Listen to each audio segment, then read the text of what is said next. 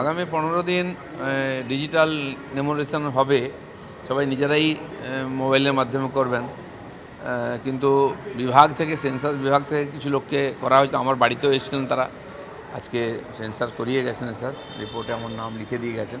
তো প্রত্যেকটি সচেতন নাগরিক, প্রত্যেকটি নাগরিকের ভারতবর্ষের এই সেন্সাসে অংশগ্রহণ করা উচিত, যাতে তথ্য সরকারের কাছে ঠিকঠাক যায়, যাতে আমরা সেই তথ্যের দ্বারা উপকৃত হতে পারি।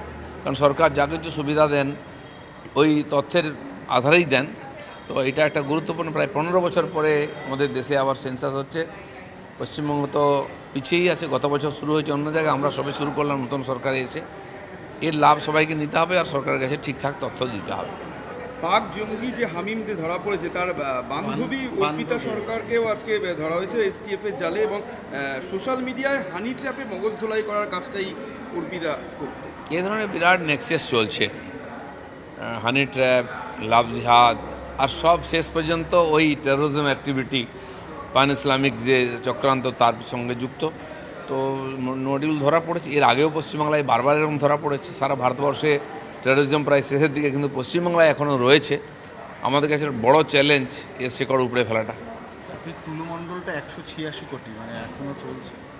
ক্রিকেটে যেমন স্কোর বাড়তে থাকে না, টিএমসি নেতারা ধরা পড়লে তাদের সম্পত্তির স্কোর বাড়তেই থাকে। দেখা যাক কত দূর যায়।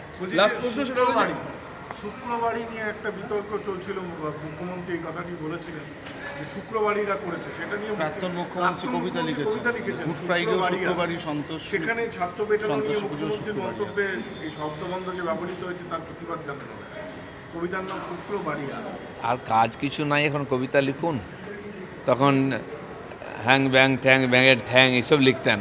এখন কমপক্ষে কোনো বিষয়ের উপরে লিখলে লোক পড়বে। তখন তো জোর করে পড়িয়েছেন, লাইব্রেরিগুলো ভর্তি করে দিয়েছেন আলতু ফালতু বই দিয়ে, লোকে পড়ে, কবিতা পড়াই বন্ধ করে দিয়েছে ভয়েতে, এই ভয়ঙ্কর কবিতার জন্য। কমপক্ষে সময় পেয়েছেন, কবিতা লিখে সময় কাটান।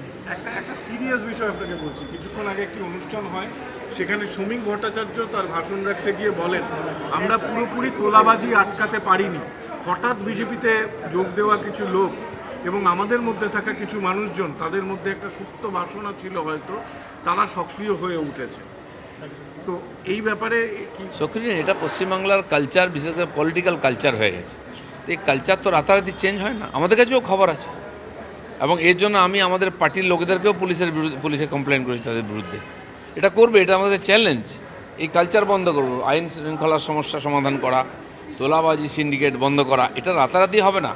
আমরা প্রতিবদ্ধ এটা করব, তার জন্য সময় লাগবে। আর এটা সাধারণ মানুষেরও সহযোগিতা করার দরকার।